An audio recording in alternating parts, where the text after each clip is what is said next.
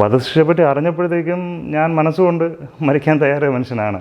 അപ്പോൾ പക്ഷേ നമ്മളെ വിദേശകാര്യ മന്ത്രിയും നമ്മളെ ഫാമിലിയെ ഇത് അറിഞ്ഞ് ഇമ്മീഡിയറ്റായിട്ട് ഡൽഹിയിൽ വിളിപ്പിച്ച് മുരളിച്ചേട്ടനും അതേപോലെ തന്നെ ജയശങ്കർ സാറും വിളിപ്പിച്ച് അവർക്ക് കൊടുത്ത അഷുറൻസ് എന്ന് പറഞ്ഞാൽ ഒന്നും സംഭവിക്കത്തില്ല, നമ്മൾ കൊണ്ടുവരും എന്ന് തന്നെയായിരുന്നു. അതായിരുന്നു നമ്മളുടെ ഒരു എന്താ പറയുക, നമുക്ക് ആ ഒരു മരിക്കാൻ തയ്യാറായി ഇരുന്ന ഞാനും എൻ്റെ കൂടെ ഒരാളും കൂടെ ഉണ്ടായിരുന്നു അതേ മുറിയിൽ തന്നെ. അപ്പോൾ നമ്മൾ രണ്ടുപേരും മരിക്കാൻ തയ്യാറായി, എന്തായാലും മരിക്കും. അപ്പോൾ പക്ഷേ കരയത്തില്ല, കെഞ്ചത്തില്ല, നമ്മൾ നേരെ മരിക്കും എന്നുള്ള രീതി ഇരിക്കുകയായിരുന്നു.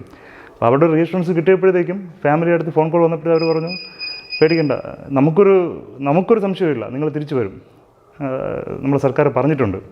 അതും വിദേശകാര്യമന്ത്രി ഇത്രയും തിരക്കുള്ളൊരു മനുഷ്യൻ എല്ലാ ഫാമിലീസിനും വിളിച്ച് അവരുടെ പറയാനുള്ളതെല്ലാം കേട്ടിട്ട് നമ്മളവരെ തിരിച്ച് കൊണ്ടുവന്നിരിക്കും എന്നൊരു അഷുറൻസ് കൊടുക്കുമ്പോഴത്തേക്കും നമ്മൾ കേൾക്കുകയും ചെയ്യുമ്പോഴത്തേക്കും പിന്നെ നമുക്ക് വേറെ സംശയമൊന്നുമില്ല.